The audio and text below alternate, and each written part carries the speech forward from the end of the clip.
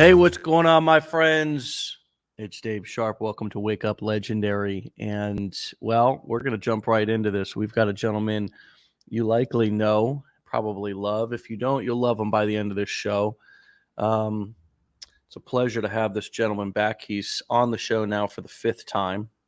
And every time we have a conversation, it's a great one. Remember, all of these conversations are real, raw, unplanned, unscripted, completely off the cuff. Sean Sarantos could come on the show this morning and tell me to screw off, and I would give him the floor for a few minutes, and then I may boot him. I may not. I may let him rant. Either way, we never know how it's going to go. We just want to try to give you what comes up for us in the moment that's real and raw about this journey of online marketing. And with that being said, let's get right into this. Sean Sarantos, welcome to the show, brother. Welcome back. How are you doing, sir? Thank you for having me back. I always appreciate that. I am good. I am feeling just gangster compared to you in the library. Very studious this morning. Joanne and I were both commenting on that. It's a great look for you, brother. You're a dynamic guy. You said it was my fifth time, and I can't keep on showing up. And I think the first time I ever showed up, I was literally sitting on the floor, leaning against a bed. And every time I go, I get to get a little bit higher from the floor. I'm in a library that's not real, by the way, folks. And Oh, next time wow. I'll be in a revolving restaurant in a three-piece suit, and I'll just be like, every time, man. Now I'll be on an airplane, it's just like, Okay. So you're using the power of, see, I didn't even know that, bro. I am dead serious. Like, I literally thought you were in this is the power of these tools, man. I mean, it's all a mental game. I just got to elevate, literally elevate myself. you have to think yourself into a new way of, into a new environment, right? I am not here. I am in a studious library. I am in a studious, click one button and it's like, wow, oh my God, the power of the law of attraction. Yeah. I don't do green screen. I got to get into the real mode of it, though. Wow. How you been, man? Wow, man. No, you know what? I have never used a green screen, but I'm digging it, dude. I'm digging it. The green screen. I know. I see. I'm realizing this all on live, dude. When we were talking backstage just a moment ago, I was like, "This guy has this library in his house." It's a millennial version of a green screen. Okay. That's what it is. Okay, I got it, man. I'm seeing. I'm picking up what you're putting down, brother. Yeah, because if I didn't have it, this is what you guys would be seeing. Okay, we're in the garage. An unfinished basement. Wow. Okay, basement. Okay. Yeah, I don't want to be all silence of the lambs while I talk to you. I like lambs. I don't like silence. Not from you though. Not from you. You, Sean, and silence. Those two words don't go together. So at least when I'm talking to you, it doesn't go together. Yeah. No, we rocking, we rolling. So it was good to see you at the mastermind. You came down to New Orleans. You had a great talk from stage. You did a wonderful job as always. I was just really kind of thinking about you this morning, and I was thinking about your content and how simple it is, yet how successful you've become.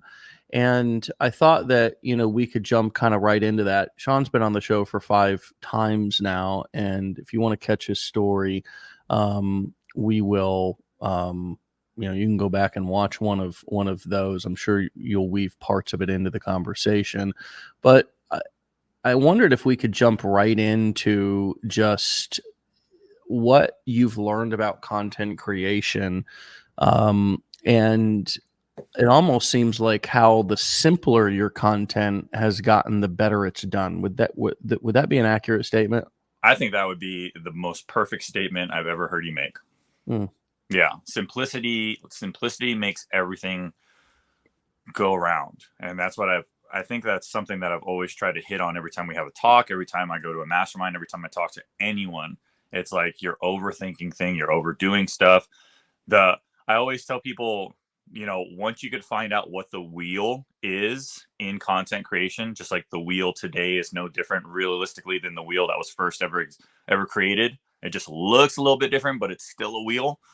That's the same thing with content creation. If we can find that wheel aspect, then it's all about how you want to make that wheel. So yeah, simplicity is always something that I'm trying to do more and more, especially as my life gets busier and busier and busier with my family, you know. Mm.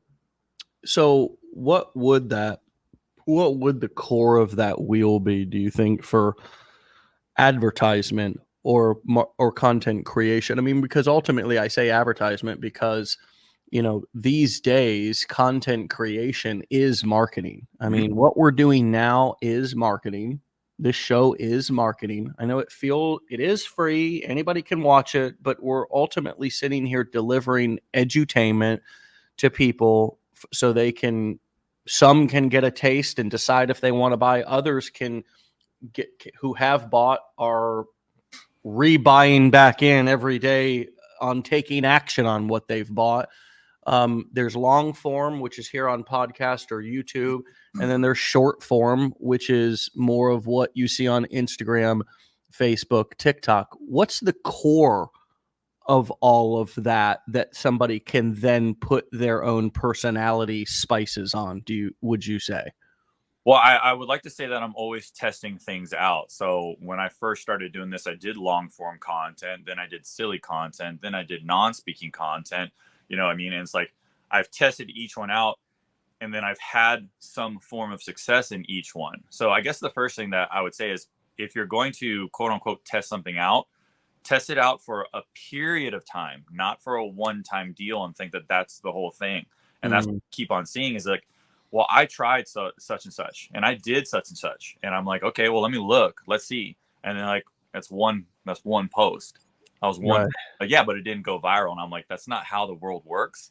You know, like, and I always try to bring up an analogy, you know, whenever I can, and say like, okay, like, how many times does a professional baseball player swing the bat before they actually get a home run? You know what I mean?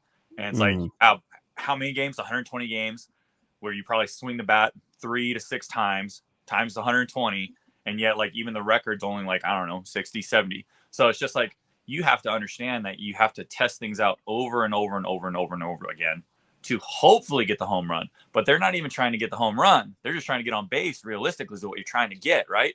So I always tell people, if you're going to test things out, I like to test something out specifically for a minimum of like 3 weeks, just to see if I can't get the hang of something, right?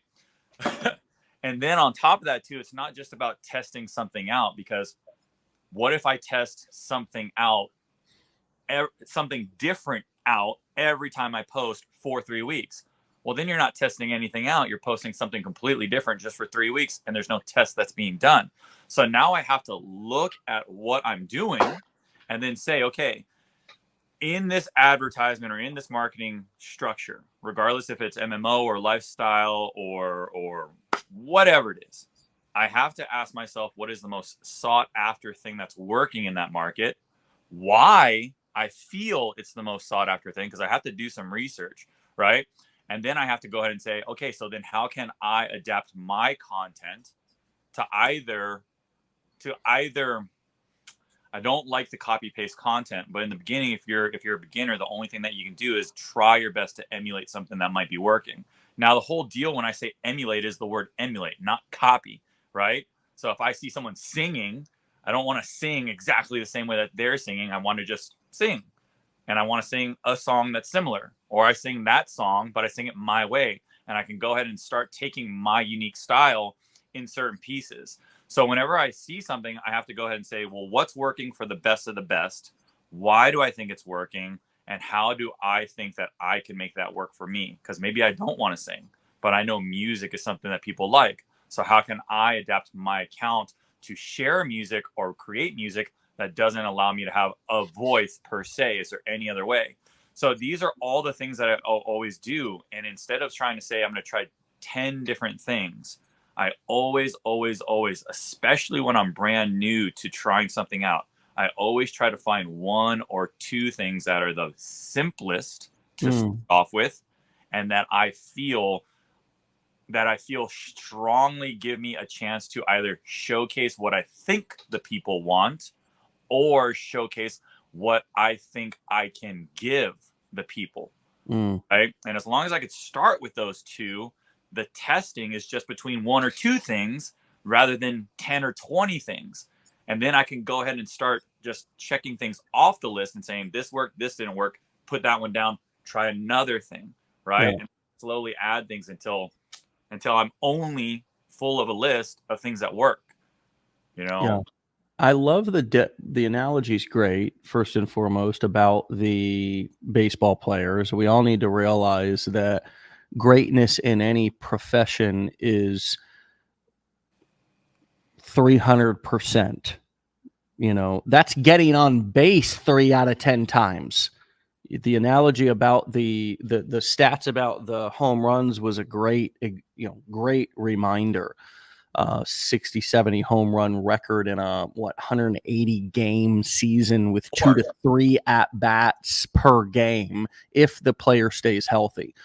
I also love the point about a test it may even need to be more than 3 weeks if you're not driving that much traffic or getting that many views. One of the things that, Sean just said, just to recap, I want to make sure everybody heard this, that, you can't test something in a day. You got to give it some considerate time, some substantial time, 2 to 3 weeks at minimum. I mean, even trying something new for a month and trying something one thing at a time versus 5 things at a time, because otherwise you don't know what worked. Well, was it one of these 5 things? Yeah, it was one of them, right? Now you got to do process of elimination and you can kind of get overwhelmed. That's not simple, right? On the topic of simple, testing one thing at a time is simple. And again, if you're testing something on your landing page, one thing to remember, now we're talking primarily about content, but a lot of people test things on their landing pages. If you are, congratulations. If you're testing things on your your split testing, in other words, you may have to leave it up for a month because you're not getting that many hits on your landing page. You have to get a substantial amount of visitors onto a web page in order to actually test something. Same with your social media profiles. Mm-hmm. One of the things that I like about your content, Sean, is that you really haven't verbalized, talked in it in a very long time, yet it's worked incredibly well. Somebody said in the comments, can Sean elaborate on research? What does that look like for him? Mm-hmm. On the topic of your content and creating kind of, talkless content, can you kind of take us through the process of research, kind of coming up with the ideas for the videos, and then sort of the execution? Where do you find the pockets in your busy life? Do you record 50 times? Or do you just go with that first one, even if you've got a few stutters in it? Talk to us about what that process looks like a little bit. Yeah. So if I wanted to get better at, say, like the words, right? Because something that I noticed early on was, well, if I'm speaking and I'm doing these videos and I'm always having to put myself at the forefront of things, well, and before I even get to this, I'm bringing this up because I'm very adamant about using what the blueprints teaches to create an income stream, not to use the blueprints as my income stream. And that's why whenever I try and do something, why would I go to Harvard to become a lawyer? And then as soon as I graduate from Harvard, the way that I make money is to tell people to go to Harvard. No, I got to go and do lawyer things with the skills that I learned from Harvard, become a really, really good lawyer. And then people are going to say, well, where the hell did you learn to be a lawyer? And then I can go ahead and be like, yeah, look at all the things that I've been able to accomplish and help people with, all because of the amazing skills that I learned at this educational institution, right? And that's what you are. You are an institution. So whenever I had to do these things, I had to go through and look through the blueprints and say, well, what are the things in the digital space that are payable, right? That I had no idea about. And one of the biggest things was copyright, and copyright was coming up a lot. And I told myself, well, that makes sense, because every single piece of content that I'm doing right now requires me to be in the forefront. So how am I supposed to sell my skill of me speaking for someone who can speak for themselves, that probably doesn't need me to speak for them? Well, I could probably do some copyright and work on some emails for them, or work on some captions for them, or work on some, non-speaking content for them. So I had to dive very deep into that place. And the very first thing that I did was I asked myself, in the thing that I'm trying to do, so if I use copyright as an example, in the thing that I'm trying to do with copyright, what words am I trying to speak, and what emotion am I trying to elicit from those words? It's the first thing that I try to figure out. Now, if I know the emotion, the very next thing that I do is I do my research. I use ChatGPT and Google and all these things, and I say, words that make me feel this way, sayings that make me feel this way, right? Like videos that make me feel this way. And I immerse myself in all of these things that are supposed to be making me feel that way, right? Now, I got to go in there and say, nah, this one's whatever. This one's good. This one's whatever, but this one's strong, right? And I always think of, I use this analogy, as recently as yesterday. I think of it like peanut butter and jelly. Peanut butter is what I'm searching for, and I'm going to be the jelly. I'm going to be the thing that matches with the peanut butter, right? I can go out and find as much peanut butter as I want. If I go and Google, right? If I turn this around, I Google and I say words that about getting older, okay? I'm going to find stuff that's like, oh man, relatable. I love it. That makes me feel a certain way. Now, whatever they put the words to match onto, that's their jelly. That's their meme, or that's their poster, or like a beautiful sunset, right? I have to try to be the jelly, because I don't want to take a screenshot and then just post it on my account and then turn into a big meme and picture account. So now, since I'm not good at creating the peanut butter, which is the words, just for now, I can at least go ahead and see if my opinion about the peanut butter is agreed upon. And the way that I can do that is making sure that I, the jelly, am a good pairing, or else I'm going to put really, really inspirational words on a video of me like sitting on the toilet, and it's like not going to make any sense. But if I put those inspirational or words about having a family, and then I match it with me playing with my kid, that's peanut butter and jelly rather than peanut butter and ketchup. So in the very, very beginning stages, I don't try to overwhelm myself with saying, man, I have to create my own words, and I have to create my own canvas, and I have to create my own this and that. No, first off, I don't have to create the words yet. Let me just see if people agree with the words that I think are relatable, and then let me be the jelly. Once I start seeing some views or some people going like, yeah, I agree, whatever it is, right? Then it lets me know that my opinion is correct, and it lets me know that the combination that I put with the words is somewhat hitting a chord. Now, when I'm good with that, and I've done it enough times that I've seen enough words, then I start playing around with the words and saying, okay, I think I've seen enough motivational posts to know what words are typically good words to help motivate people. Now I can go ahead and start doing like a 50-50. Maybe I take this motivational post or quote, and then I do my spin or my way of interpreting that quote, put it on my jelly, and then test it out and see if people agree with it. I might go from high views to low views, but it lets me know, well, that's because it's me now. My words suck, apparently. Let me continue to work on my words. Now, once I have that 50-50 down and the words are starting to get better, then I stop searching and I start creating everything from the ground up to see if I can't make it work, right? And I've tested this stuff as early as yesterday just to see if it still works. I started doing it 8-9 months ago. I did it as currently as yesterday just to make sure that this process still works like to this day.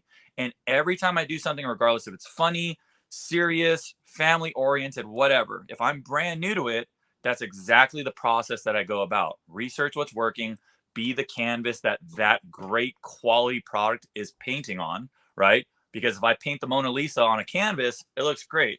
But if I paint the Mona Lisa on a Post-it note, you're not going to take it as serious, right? But it's the Mona Lisa. And that's what I have to remember is like, we have the Mona Lisa. We're being given peanut butter.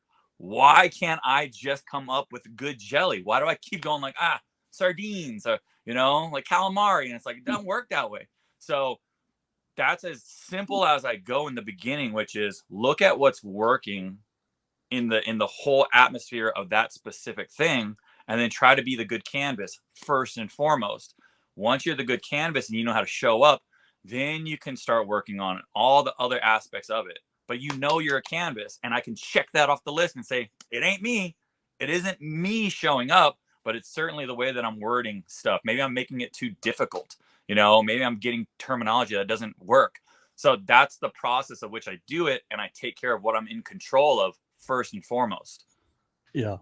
I love that. So peanut butter and jelly, everybody. Peanut butter and jelly. Be the peanut butter.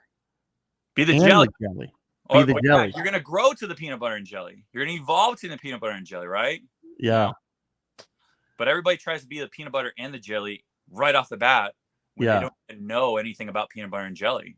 And then they get mad that they're just like, well, what can I make a good peanut butter and jelly sandwich? And it's like, you don't even know what peanut butter looks like, tastes like, or what jelly looks like and tastes like. And you're just smashing ingredients together and calling it peanut butter and jelly. Just because you call it peanut butter and jelly doesn't mean the rest of the world agrees with you. Yeah, no, powerful. How often are you using something like ChatGPT? I mean, are you using it quite often? And what are some of the ways in which you're using? I mean, with this AI boom, and clearly the tools are powerful. I mean, there's no doubt about that. There's actually some new ones coming out on a regular basis as well, besides just ChatGPT. What are some ways that you're using this to give your brain a boost, or give your copywriting a head start when you're coming up with, I mean, there's so many ways it can be used. How do you use it? I only primarily use it in two ways for myself. I either use it, like, say that I create a caption that for some reason gets everything that I ever wanted, gets me like 300 comments and all this stuff. And I'm like, wow, what the heck did I do in that caption? Or how do I do that again? Sometimes I'll just go ahead and copy the entire caption, throw it into ChatGPT and say, give me 5 more examples of a caption like this, right? And then I'll just look at what it creates. The one thing that I will tell you is ChatGPT is going to screw up whatever it is that you ask, in a sense. They will give you a great structure, but they won't give you the human part of it, right? So anytime I use ChatGPT, I'm only using it for structure. I'm only using it to see how they build things, right? I have to add the human side of it. So that's what I'll do with captions. I'll take something either that I created, or if I'm looking at someone's content, I'm like, that is a damn good caption. Instead of just copy pasting it, I'll ask ChatGPT to give me something similar, say with my story or my background or my specific things, see what it creates. And then I'll go ahead and say, okay, where can I add the human side? And usually the human side is just reading what ChatGPT writes and going, I never use that word. When do I ever use that word in the real world? Right. And that's stuff. The only other time that I use ChatGPT is if I'm going to create a digital product, and I'll say, ChatGPT, I want to create a digital product that deals with this problem and helps these types of people, but you have to understand that they're completely brand new. So please write me a format of a book that wants to help with this specific problem, but explain it as a person who's completely brand new, or even a 15-year-old. And then I want to go ahead and see what it creates, get the structure, but I have to add the meat to that structure. It can say your chapter should be about this. Here's some examples. But where's me in the equation? And I have to add me. So yeah, thank you for helping me with the organization, but let me go ahead and add that value of me, right? And what that allows me to do is it allows me to, one, work on me being put into the equation, but also, two, helps me see how the organization should work, because that was my biggest weakness when it comes to why I'm using ChatGPT. So I use ChatGPT primarily to see how it is going to structure a specific thing that I want to build the human emotion around. Where a lot of people are just using ChatGPT as a get out of jail free card, and that's why you sound ridiculous sometimes, because you either sound like a robot or you sound like a robot car salesman. Yeah. Well, one of the things I was thinking about when you were just talking there a moment ago about rewriting headlines was that if you have a video that pops off and does really well, taking the transcription of that video and simply having ChatGPT rewrite that video. I mean, there's for many of you using a online, or excuse me, cell phone teleprompter app would benefit you greatly, right? Many of you, there's several of them out there. You can just go right to your app store and just type in teleprompter app. And several of them will come up, and I've used them in the past. I've gotten to the point now that when I'm talking into a video, I'm not using a teleprompter app, and I don't use a teleprompter anymore in any of my content, even when I'm the challenge content or any workshop, or many of you, including you, Sean, at a mastermind, know that I usually don't even have slides. Wait, I was holding 2 cards at the last mastermind right in front of you. What was that? Stop it. Stop it. But, many of you, if you wanted to do a talking video or any sort of talking content, even if you wanted to record things for your stories, right?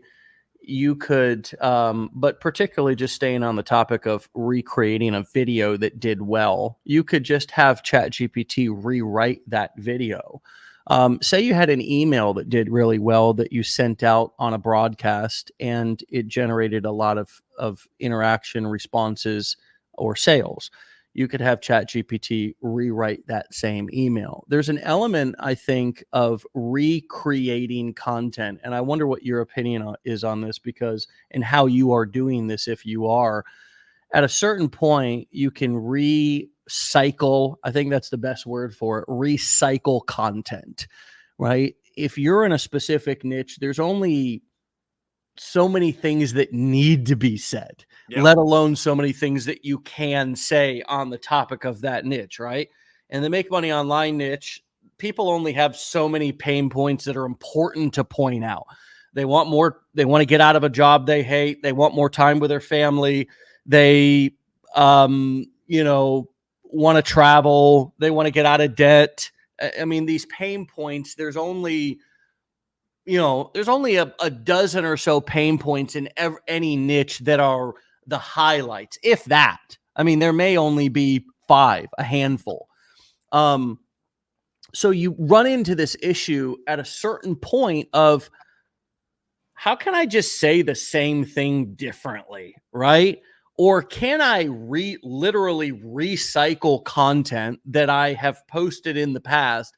And if so, do I just recycle the same video, or do I edit out just a little piece of it? So how do you, if you do approach recycling content, whether it be the exact video or saying the same thing differently? I want to help also people understand that you don't have to work as hard for as long as you think you do once you have a library or body of work, right? Yeah. Once you have a body of work, meaning that you've got a certain amount of videos that you've created, a certain amount of B-roll that you've created, you've nailed the pain points, you've got your messaging down, it becomes a game of survivor of who can outlast the other people around you, because it is on you to not get bored saying the same things. And actually, because there's always new people that are seeing your videos, so you have to figure out new ways to both get content in front of them that you're excited about, that they're excited to see. And some of the best ways to do that is to recycle old content in certain ways. How do you do that?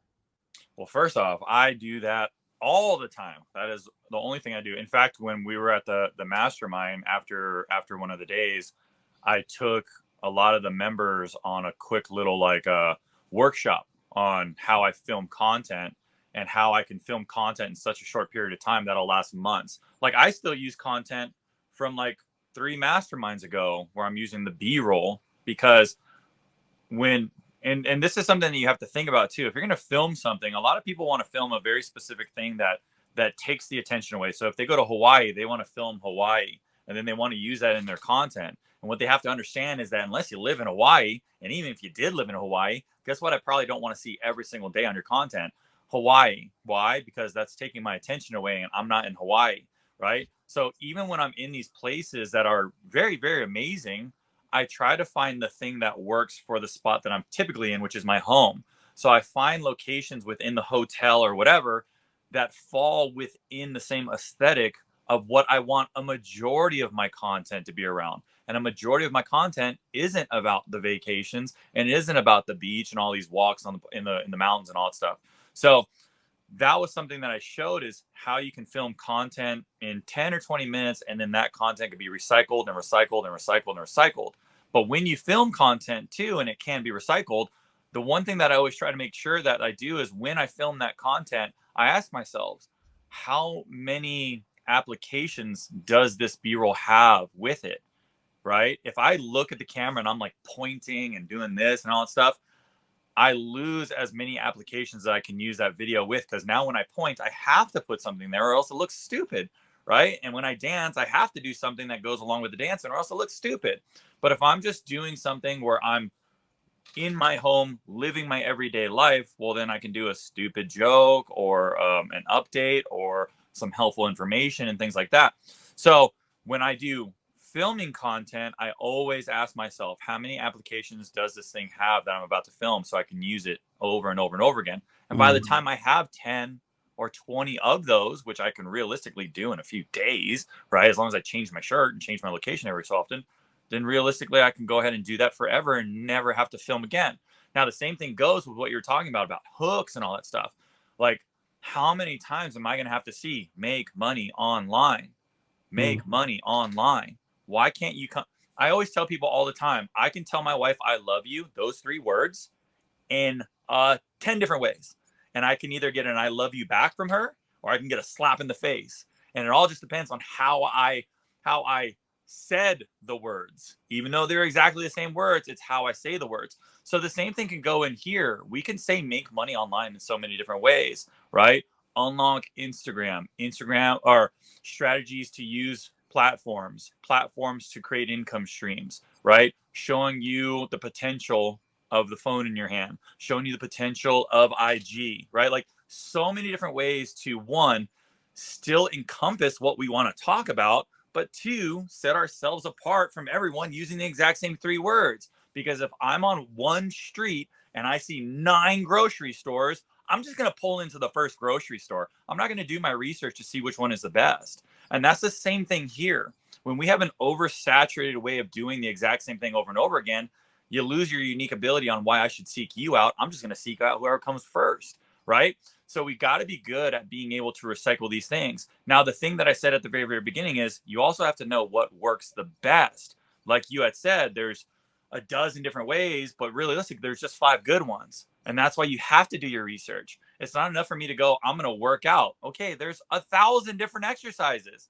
Can I just choose the best of the best so I don't overwhelm myself with thinking that I have to do 1,000 different exercises to get the results I want? And when we realistically do the research and understand in this sea of answers, which information is abundant, there are diamonds in the rough. And those are what we have to look at. And we'll find the diamonds in the rough by taking what we're seeing, going out and doing marketing research and seeing what the best of the best are choosing out of the 1,000. And then we can start putting 2 to 2 together and say, okay, instead of 1,000, they're only doing these 3, which means I'm only going to focus on those 3 because those are already proven to work. I know they work because they're working. So why aren't they working for me? And that's the thing that we have to remember. Just because something doesn't work for you doesn't mean the thing doesn't work. It means that you're probably doing it incorrectly and you have to work on yourself, you know? And that's why repetition is so big. That's why that's why apprenticeships last years, not days, because you have to go and fail and fail and fail. But guess what? Like, the process is the same. I can have a recipe and follow the recipe to a T and still come up with a crappy meal. I got to get good at following the recipe, right? Because more times than not, I've seen people follow the recipe and make amazing meals. How come mine sucks? How come my pancakes keep on looking like dog do, right? So these are the things that we have to understand. There are diamonds in the rough, but we have to be able to go ahead and do the research to see what the diamonds are. And then we have to be really, really good at being able to polish it to let people know that it is a diamond. Yeah. Love it, man. Yeah, that's the thing. That's where I took the group or like filming stuff. Yeah. I grabbed it while you were talking. This is one of the reasons that you come to masterminds. Just saying, folks, you never know what you're gonna walk away with. And I mean, right after day 3, we had time to network and learn and connect. And you just threw up the tripod right outside in the hallway of the ballroom we were in. It just did a little mini workshop right there for people, and it was super valuable. And everybody can kind of see that, just even your setup right there. You've got your little tripod there, you've got your phone standing on that tripod. How is that tripod sort of like if a baseball bat was in a baseball glove were the two most important things to a baseball player? Is that tripod your baseball bat for content creation and marketing? And are you carrying that thing with you everywhere you go? I got 2 of them. That's probably the best $20 I've ever spent, because if you don't have something like that, then the way that you film is going to be controlled by what you can balance your phone on. And realistically, what you can balance your phone on is not going to give you the right angles. It's not going to give you the right feel. It's not going to give you the right anything that you're looking for. And you're never going to know. You're never going to become a better content creator if you're hindered by these things that you have control over. You have control over where your phone can be, right? So the tripod unlocks a lot, because just like I'm able to film stuff in that group, I'm able to set up exactly where I want to be, grab the tripod, go to the group, show them exactly what I'm talking about, turn it around, right?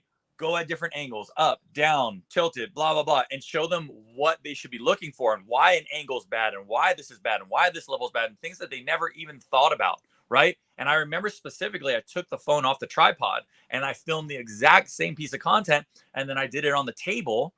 And I showed them exactly what happened when I did it on the table. The angle messed up. A lot of the table was taking up the screen. And it's like, this is the power of realistically understanding what you're trying to do when you film, because you would be surprised how many people were like, I never even thought of that. I just thought like I just had to film and then put those words on the screen.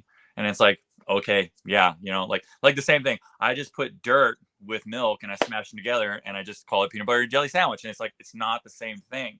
Ingredients and bread is not the same thing. Just like filming is not the same thing, or else everybody would be making movies. So those are the types of things that I always try to get people to understand. When I say that I'm meticulous about how I film, I am. It is down to the duration, to the angle, to what I'm wearing, to the environment around me, to the music that I choose, right? To the font on the screen, to the color of the font. And I know that sounds like a lot. At first, right? But keep in mind, in the beginning, I just focused on 3. And then I add the other ones and realize, oh, it is duration. Oh, it is the color. Why not red instead of white and stuff like that? But once you have those 7 things down all the time, over and over and over and over again, it's like brushing teeth. It's like, hey, every time I film, I got to be like, oh, did I show up in the right location? Why do I look like shit? You know what I mean? Or why do I look too good? Why am I wearing a suit while trying to talk about being an everyday person? So like all of these things have to take place. And a lot of us, and a good example is a lot of us are literally looking like we rolled out of the bed and then trying to give us information on how we're going to unlock our potential when you can't even brush your hair. And it's like, why should I even take any advice from you while you're walking around in a wife beater and shorts telling me how I should be living the dream life? And it's like, you don't even think about that. People aren't thinking about these tiny little things that are having a very, very big deal, because you're trying to make first impressions. let's be very honest. You are trying to get out to the new eyes every time, not to the same eyes. So why are you consistently showing up and not giving that new person the respect that they deserve on the first impression? Yeah. Yeah. It's powerful things to think about. And you know, this all just comes from, you know, trial and error. And once you get rolling, I want you to think back to a minute. I often ask people here, you know, what have you learned about yourself through this journey? I want you to think back. I want to ask the question a little bit differently too this morning. I want you to think back at the beginning, before these ideas flowed throughout you like fine wine these days. And I want you to tell me what you have learned about the opportunity that we all have here. What have you discovered along the way that you didn't know when you first got started about how big this opportunity is that we have, that we could take advantage of with a cell phone and a tripod, essentially sitting in your basement, unfinished basement, right? With a library green screen behind you. Like what do you know now about this opportunity that most likely people who are listening to this, who are just getting started right now, don't realize yet about this opportunity that's at our fingertips right now? I never knew how easy it could get. Now I choose my words carefully, right? I say get, not how easy it could be. Okay. So in the beginning, it wasn't easy. It was one of the hardest things to do, right? So something that I make very clear right now at almost doing this for 3 years, I'm surprised on how easy it could get because it seemed like an unclimbable mountain at first, right? But how do you climb every mountain? One step at a time. So we got to remember, and we keep on looking like this as a mountain, and that's perfectly fine. But once again, how do you get from point A to point B? You got to take it one step at a time. So that's the thing that I'll tell people right now. It's like, things will get easier. Things will get easier as long as you're willing to attack the hard now and understand that they're going to be hard. A lot of people are just, for some reason, saying that they understand, but then once they're in it, they're like, I was not expecting this. And it's like, I told you fire was hot. You said you understood it, and then you poked it, and then you're surprised when you get burned. And it's like, that's the realistic approach to this. And I think that's something that's been watered down, unfortunately, and not by you by any means, because the one thing that I will always say about you, Dave, is that you've been very clear on the realistic approach of this journey. I think it's been watered down by very, very unreliable people, and they've watered it down to make it feel like it is easy. And there has to be those few that have some sort of success that consistently have to give you the reality of the situation and say, it can get easy. It can. It absolutely can. And you could win the lottery on the first try. Even Willy Wonka only had to buy one chocolate bar, right? But at the end of the day, realistically, we got to buy the 1,000 boxes to get the ticket. And we got to open up the candy bars too. So I always tell people, it's like, it took me 1.5 years to have my first viral video. Don't care. That's a bonus check to me. Anything that's out of the norm is a bonus check. Anything that is something that I knew would happen if I just stuck with it is exactly what I planned on, right? And I have to understand that things they have to be hard for me now to understand if they're going to get easier, or understand that they are getting easier when it happens. So you have got to start realistically asking yourself, how do I challenge myself today to make things become easier down the road? And a lot of us aren't showing up for the challenge. A lot of us are just hoping that the challenge never comes and we get what we want. Sorry, that's not the way it goes. But I promise you, doing this for not as long as Dave, right? But doing this for almost 3 years now, it will get easier, and it can get easier, but you gotta understand the hard in order to appreciate the easy. Mm. Mm. Throw that hat. A moment of silence for all of the unrealistic expectations that just died there, and they need to die. You're right. There's, this online marketing thing has taken off over the last couple of years. People have come flooding into this industry, to this space, after the pandemic, particularly. And, the message has gotten a little blurred out there on social media. We've done our best to try to make sure that that message isn't coming from us now. It's been difficult to manage everybody over the last few years because there's been so many people associated with our community, but we've done our best to try to make sure at this point that the expectations are set properly, that this is going to be the hardest, and it's also going to be, if you follow through, the most rewarding thing that you ever do. Besides having your kids, besides the big things, don't get it twisted here in your relationships and your loved ones, but in terms of your career path, building a business, particularly this way, because you get to be in your own environment. It's not like you're going to an office every day. It's not like you're going to a restaurant. You're in your space. You're managing you're managing your emotions. You're around your loved ones. You're pushing up against filming things in front of your spouse and your kids. There's so many different things that are hard about this, that if you can push through those hard things and get over them at the beginning, it does become easy. And you're right, Sean. Holding my phone up now and filming something, I do it in my sleep. Whereas before I was, self-conscious about holding the phone up. I can remember, man. I can remember a time where holding my phone up in a public place around my loved ones was hard. Almost impossible. I was embarrassed, to kind of have people looking at me thinking, what does he think he's doing? Or whatever I thought they were thinking. They probably thought, wow, he's pretty badass. He can just fit, they were definitely not thinking what I thought they were thinking. But at this point, sort of like anything, I've done it enough times that it's easy. And it didn't take 10 years either, or 13 years. It just took a little bit of time. For you've been doing it for 3 years.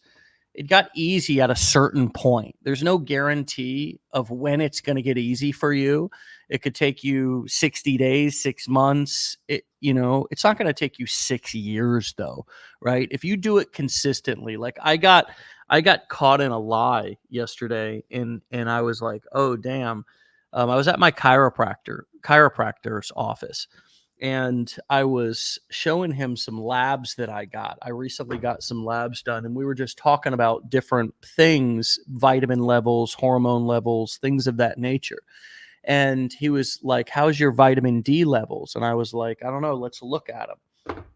And my vitamin D levels were a little low, right? And he's like, well, I sold you that multivitamin pack that has, that will help that. Have you been taking it? And I'm like, yeah, I've been taking that. And I wasn't lying. He didn't ask me if I was taking that consistently. Yeah. Right. So he pulls up his computer, right? And he's like, well, I sold you it back in April and it was only a 30-day supply, Dave. And I'm like, oh shit. Yeah, must have missed some days in there, And it's like, yeah, okay, doc, I'll go get another box up front and I'll take it consistently. And I'll come back in here in a month and I'll have taken it, right? And it's like, I got to be honest with myself. Forget what I'm telling other people. Like, I got to be honest with myself about my commitment, if I'm doing something consistently, and why, if I'm struggling, I'm still struggling. It's not that you're not getting supported. It's not that something's a scam. It's not all this other, you're not a victim in any way, shape, or form in this game, right? If you sent money to some, a king in Africa that was going to pay you back once they got out of jail and got $15 million, and they emailed you and you fell for that. Maybe you got scammed, right? That's a pretty common scam, right? If you sent somebody money for Bitcoin because they cold message you on Instagram or something, and yeah, that's called a scam. So that's actually a crime, not a scam, right? This is about volunteering ourselves for something. And we can either volunteer for more struggle, and struggle comes simply from me not following through, doing the things that I know I need to do, taking the vitamins on a daily basis.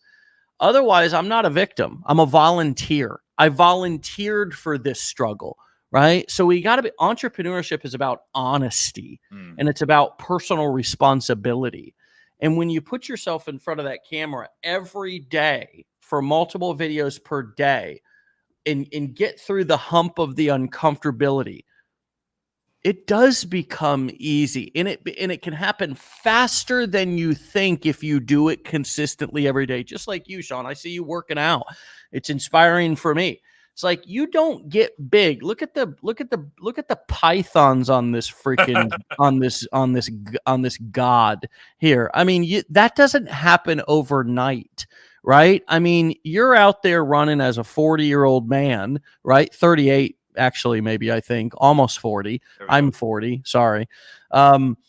Every day, man. I mean, I see you every day. You're posting about it. I would assume some of that's about holding yourself accountable, right? Posting about it, letting people know. You're kind of using your videos and content as a way to kind of make yourself accountable to the public. I know, I get that. I've done the same thing, right? With my sobriety and stuff, talked about it publicly, and then you can't go back on it. Some of y'all need to make yourself accountable and put yourself out there to the public, so they expect you now to show up, and you are accountable to them because you've said it out loud. Some of you are not posting, saying things out loud because you don't want to be held accountable. You need to be held accountable, and it's a great tool in order to help you to follow through.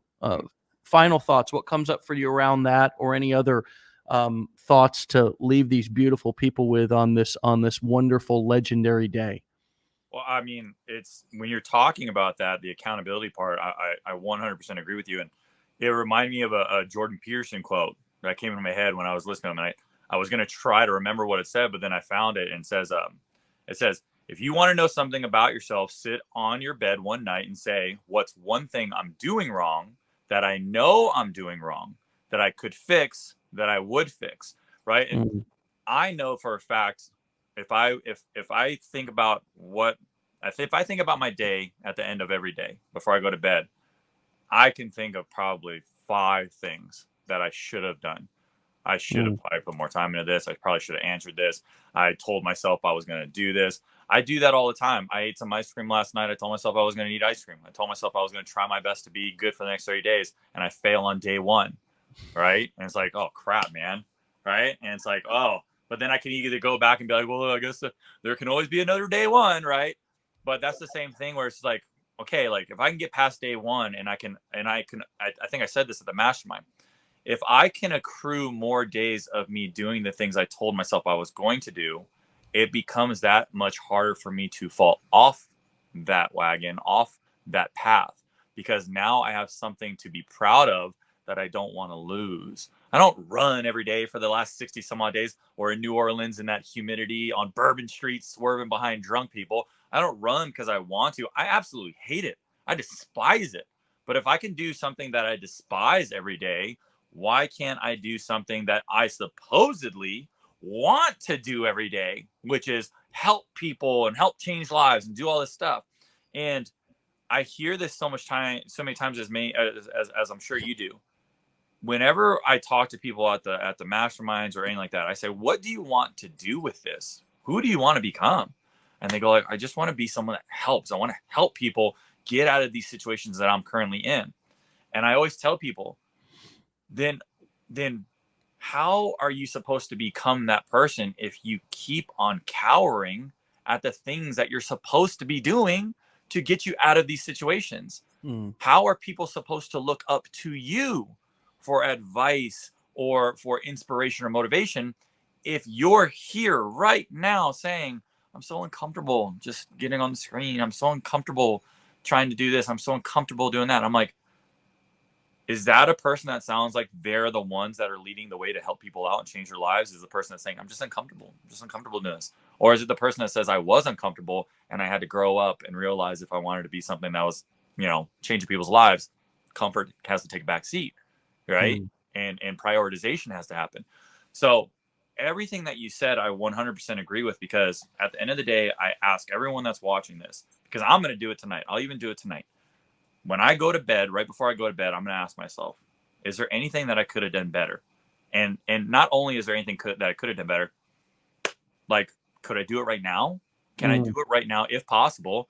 And if I can't do it right now and I know I could do it better, can I do it tomorrow? And if I can do it tomorrow, am I? Because I have to come to the realization, if I consistently say I can, and then I don't do it, I don't get to blame everyone else. I don't get to blame you. I don't get to blame the landscape. I only get to blame me. And a lot of us are not taking self-accountability serious. We want to point the finger at everything else but ourselves. And we have to realistically come to the realization of, it always starts with us, and it always ends with us, and it will always be because of us. Yeah. Hello.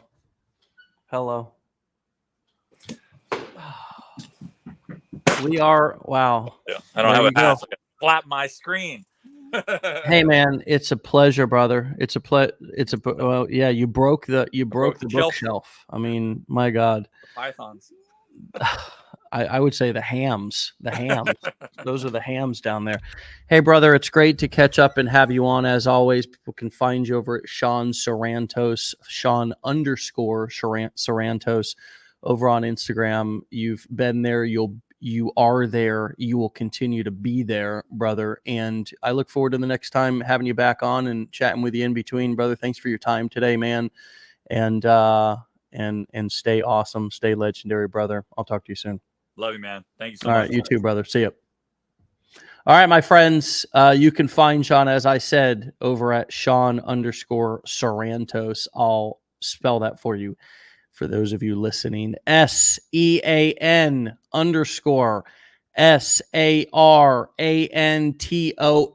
Sean Sarantos over on Instagram. My friends, it's a great day. It's a powerful day. It's a beautiful day. Go do something. Implement what we talked about today. I mean, come on now. The best thing for you to do at this point is to go take some action and to go implement some of this stuff. If you want to get started with anything here in Legendary Marketer, our challenge, our blueprints, anything whatsoever, things we discussed here, come to a mastermind. We'll actually be in Sean's neck of the woods here at our next mastermind in Austin, Texas. Go to legendarymarketer.com/enroll. Enroll legendarymarketer.com/enroll. If you'd like a free complimentary accountability coaching call, you can email me at dave@legendarymarketer.com, and I'll hook you up with one of our accountability mentors, either Bonnie or Eric. You may have heard some of the interviews with either one of them. If you're feeling inspired, if you want to take action and you want to be held accountable, okay, for the next 6 months to make sure that you implement what you say that you want to do, then just email me personally and I will CC one of them in for a free complimentary accountability coaching call. My friends, at this point, hey, I mean, we're trying to remove all the excuses. Do you blame us? We want you to use our training. We want you to take action with it. We want you to get results. We want you, just like Sean started out as a student, came in, was brand new, and is now coming back talking like a real expert. He is. I mean, this all started 3 years ago when he came in, went through the challenge, went through our training, just like every other person, right? I mean, that's the thing that I want you to get through your heads and understand is that, I mean, again, 100% of these people on the show are not outside experts. They're people who have come through and learned through this education and put it to work and created results in their lives. We're on like episode 1020 or something right now. We've interviewed that many people and had that many shows. What's stopping you? Why not you? You know, I think that's what I want you to say leaving this show today. Why not me? With that being said, thanks so much, Sean Sarantos. Great episode. We'll see you back here, everybody, tomorrow for another episode. One last thing, you can get a text message reminder, actually a messenger reminder on your or through your Facebook Messenger. Okay. If you click the link that I'm putting right here in the comments right now, you can get a reminder at 10 a.m. Eastern time right through Facebook Messenger. I've put the link there twice now in the comments. Every time we go live at 10 a.m. Eastern time, just join that chat group. It's basically just an alert group. We'll only ever message you, alerts when we go live here at 10 a.m. Eastern time, just so you get the message. You can have a link to click right over. And hey, we'll see you back on tomorrow for another episode. Get out of here. Thanks again, Sean. We love you all. Thanks for all the awesome comments. You're the best. We'll see you back here tomorrow for another episode. Get out of here. Peace.